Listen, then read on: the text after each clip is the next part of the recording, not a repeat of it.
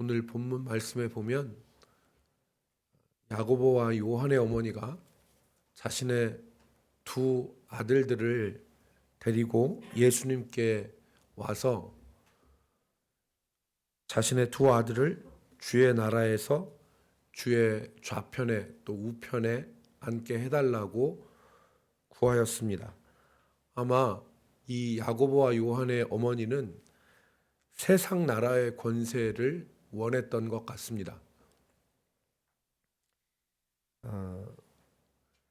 지금 우리가 이 마태복음 20장을 보면 이것을 구한 때가 언제인지를 우리가 알 수 있는데, 그것은 바로 예루살렘에 올라가기 직전에 이 세베대의 아내가 예수님께 자신의 아들들을 부탁한 것을 알 수 있습니다. 여러분, 오늘 20장 17절 말씀에 보면은 우리가 20절부터 읽었는데 바로 직전이죠. 17장 17절 말씀에 보면 예수께서 예루살렘으로 올라가실 때에 그랬어요. 그러니까 예수께서 제자들과 함께 예루살렘으로 올라가실 때, 그때 세베대의 아내가, 즉 야고보와 요한의 어머니가 예수님께 자기의 아들들을 부탁한 것입니다. 그러니까 이 여인은 이제 예루살렘에 올라가면 주님께서 나라를 얻고 보좌에 앉으실 것이라 이렇게 추측하고 짐작한 거예요. 그러니까 이제는 예수님이 예루살렘에 가시면 예루살렘에서 이 나라를 취하시고 또 그 보좌에 앉으실 것이다. 이게 이렇게 기대하게 된 것은 이스라엘의 역사도 그 한몫을 했죠. 왜냐하면 그 주전 170년대에 우리가 수전절이라고 하는 것을 성경에서 읽지 않습니까? 그 수전절에 이 마카베오라고 하는 사람이 이 안티오쿠스, 이 셀루쿠스 왕조를 내몰아요.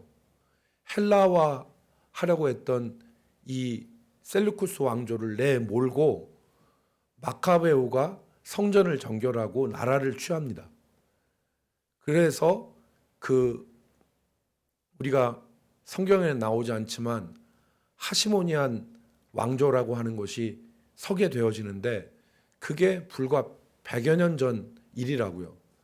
그러니까 그 마카베오의 혁명, 마카베오의 나라를 되찾은 것을 안 유대인들은 예수님이나 아니면 어떤 그 주께서 약속하신 메시아가 오게 되면 이 나라를 로마의 압제에서부터 회복시켜서 하나님의 나라를 만들 것이다 라고 하는 기대가 있었을 것입니다.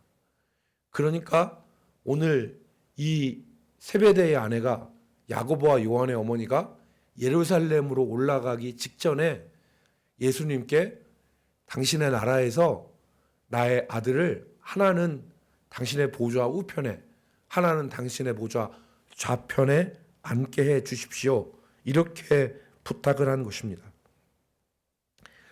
오해였습니다. 우리가 이것을 오해였다고 하는 걸 분명히 알죠. 하나님의 나라와 주께서 받으실 영광은 세상 영광이 아니었는데 그것을 세상 영광으로 오해한 것입니다. 이 오해는 그 세베대의 아들들 야고보와 요한과 그의 어머니만 아니라 다른 제자들도 가지고 있었는데, 오늘 본문에 보면 10 제자들이 이 두 제자의 행동을 분이 여겼다, 그렇게 기록을 했습니다. 제자들이 하나님의 나라에 대해서 무지했다는 것을 우리가 본문을 통해서 알 수 있습니다. 아까 여러분들께서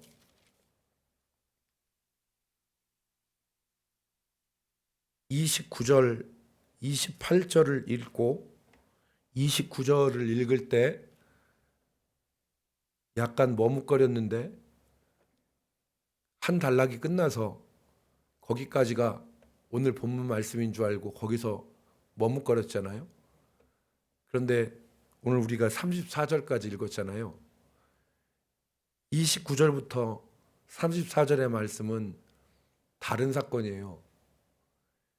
여리고의 두 맹인이 예수님께 우리 눈을 고쳐주십시오 라고 한 내용인데, 지금 이 29절부터 34절의 말씀이 오늘 우리가 읽은 본문 세베대의 아내가 구한 것과 붙어 있어요.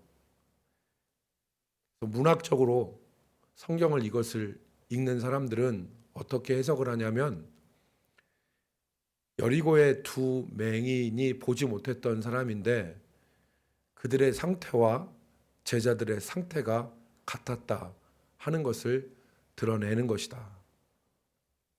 즉, 이 맹인들처럼 제자들은 하나님의 나라에서 하나님의 나라에 대해서 무지하고 이 하나님의 나라에 대해서 전혀 몰랐던 것입니다. 여러분 생각해 보십시오. 지금 예수님께서 어디로 올라가신다고요? 예루살렘으로. 공생애의 3년의 시간들을 다 마무리하시고 이제 예수님에게는 마지막 일주일이 남아 있는 거예요. 그래서 이 예루살렘으로 올라가는 이 길은 어떤 길이에요? 고난의 길이에요. 이거는 예수님이 뭐라고 기도하셨어요? 할 수 있으면 주님 이 잔을 내게서 지나가게 하십시오. 그렇지만 주님이 내 뜻대로 마시고 아버지의 뜻대로 하십시오 라고 기도하실 때 어떻게 기도하시냐면 땀방울이 땅에 떨어지는 핏방울 같이 주님이 고심하면서 기도하셨어요. 기도하다가 내가 죽을 지경이 되었다라고 얘기하시는 고통과 고뇌의 시간이에요. 그러나 지금 세베대의 어머니와 이 세베대의 아내와 제자들은 지금 뭘 하고 있어요? 자리 다툼을 하고 있는 거예요. 예루살렘에 올라가시면, 나라를 얻으시면 그 나라의 좋은 자리를 내게 주십시오 라고 하는 걸 얘기하죠. 그러니까 하나님의 나라에 대해서는 전혀 무지한 거예요. 마치 누구와 같이? 여리고의 두 맹인과 같이 아무것도 보지 못하는 거죠. 그런데 이 제자들에게 예수님이 오늘 본문에 보면 하나님의 나라를 말씀해 주셨어요. 그 하나님의 나라는 예수님이 먼저 뭐라고 하냐면 너희가 내가 마시는 잔을 아느냐? 내가 마시는 잔을 마실 수 있겠느냐? 이렇게 물으시죠. 여기서 내가 마시는 잔은 뭐예요? 무슨 잔이에요? 고난의 잔이에요. 십자가의 잔이에요. 그 고난의 잔을 너희가 알고 그걸 마실 수 있겠느냐라고 물으시고, 세상의 영광과는 180도 다른 고난의 잔이에요. 그래서 주님이 여기서 하나님의 나라와 하나님의 나라의 모습에 대해서 말씀하셨습니다. 그래서 하나님의 나라는 큰 자는 어떤 자가 되고 섬기는 자가 되고 으뜸이 되고자 하는 자는 너희 종이 되어야 된다. 하나님의 나라의 원리와 하나님의 나라의 모습을 말씀하셨는데, 그 하나님의 나라와 예수님의 성육신 사역의 핵심과 본질이 28절에 기록이 되어 있습니다. 28절 말씀을 우리가 같이 읽겠습니다. 인자가 시작. 인자가 온 것은 섬김을 받으려 함이 아니라 도리어 섬기려 하고 자기 목숨을 많은 사람들의 대속물로 주려 함이니라. 아멘. 하나님의 나라의 본질은 주는 것과 섬기는 것에 있습니다. 인자가 자기 목숨을 사람들에게 대속물로 주려 한다 그랬잖아요. 하나님의 나라의 핵심은, 본질은 주는 것과 섬기는 것에 있습니다. 그것이 물 한 그릇이든지 떡 한 조각이든지, 심지어는 예수님이 하신 것처럼 자기 목숨이든지, 하나님의 나라는 주는 거에 있어요. 자기 것을 주는 겁니다. 하나님의 나라, 자기 것을 주지 않고 하나님의 나라를 이야기하는 것은 거짓말이에요. 하나님의 나라는 물 한 대접이 되든지 떡 한 조각이 되든지 아니면 자기 목숨을 주든지 자기 걸 주어서 섬기는 것이 하나님의 나라예요. 사랑하는 사람에게 시간을 내줘요. 바쁘지만 여러 가지가 있지만 사랑하는 사람한테는 시간을 내줘요. 사랑하는 사람한테는 자기 물질을 줘요. 하나님의 나라는 진짜 우리가 생각해 보면 사랑하고 섬기는 진짜 마음에는 주는 것과 섬기는 것이 거기 들어가 있어요. 예수님은 주셨지만 그 주시는 극대치를 주신 거예요. 자기 목숨을 우리에게 주신 거예요. 그래 이보다 더한 사랑이 없잖아요. 그래서 로마서에서 이러지 않습니까? 사람이 자기 친구를 위해서 혹은 의인은 목숨 줄 수 있지만 죄인을 위해서 우리를 위해서 목숨을 주신 그리스도의 사랑을 로마서에서 얘기하지 않습니까? 사랑은 참 하나님의 나라의 모습은 주는 것과 섬기는 것에 있어요. 자기 걸 주는 거예요. 자기 시간을 주고 자기 마음을 주고 자기 생각을 주는 거예요. 주지 않고 섬기지 않는 곳에는 하나님의 나라는 없어요. 인자가 온 것은 섬김을 받으려 함이 아니요 도리어 섬기려 하고 자기 목숨을 많은 사람들의 대속물로 주려 함이라. 이게 하나님의 나라죠. 오늘 무서워서 주는 게 아니에요. 하나님의 나라는 무서워서 주는 게 아니에요. 힘이 없어서 억지로 주는 게 아니에요. 주기 싫은데 힘이 없고 무서워서 빼앗기는 게 아니라 하나님의 나라는 자기가 주는 거예요. 자진해서.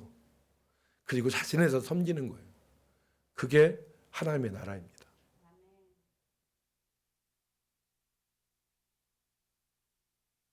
아버지가 우리를 위해서 하나밖에 없는 독자를 우리에게 주셨어요. 예수님은 자기 생명을 우리에게 주셨어요. 그리고 사람이 되셔서 자기 아들을 보내심으로 우리를 섬기셨어요.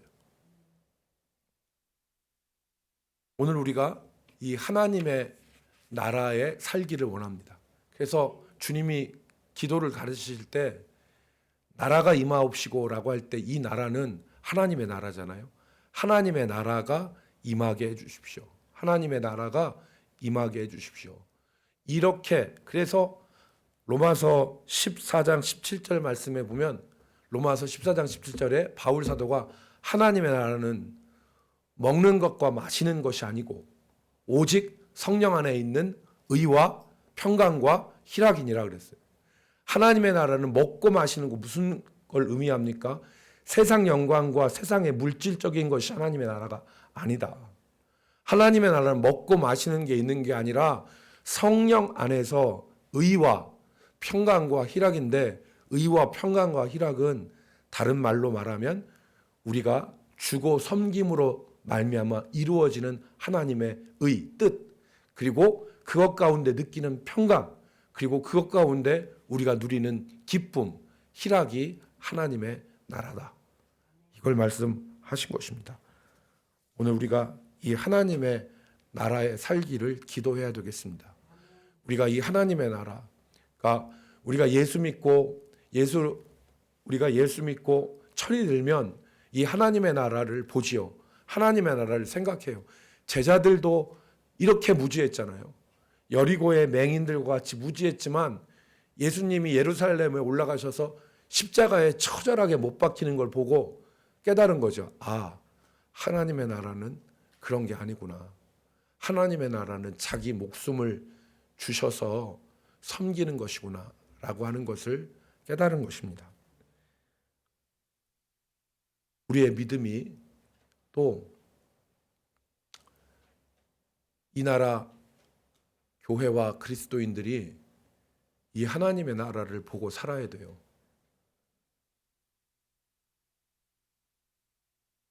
하나님을 자기 욕심과 자기 소원을 이루려고 하는 그런 도구와 도깨비 방맹이로 하나님을 이용하는 게 아니라 이 하나님의 나라 이것을 보고 그 나라에 우리를 부르신 하나님의 은혜를 기억하면서 그 나라에 살아갈 수 있도록 우리가 기도해야 되는 것입니다.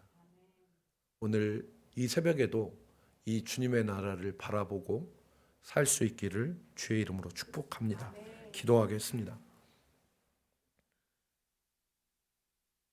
거룩하신 주님, 이 추운 새벽에도 저희를 주의 전으로 불러 모아 주시고 생명의 하나님 앞에 기도케 하심을 감사드립니다.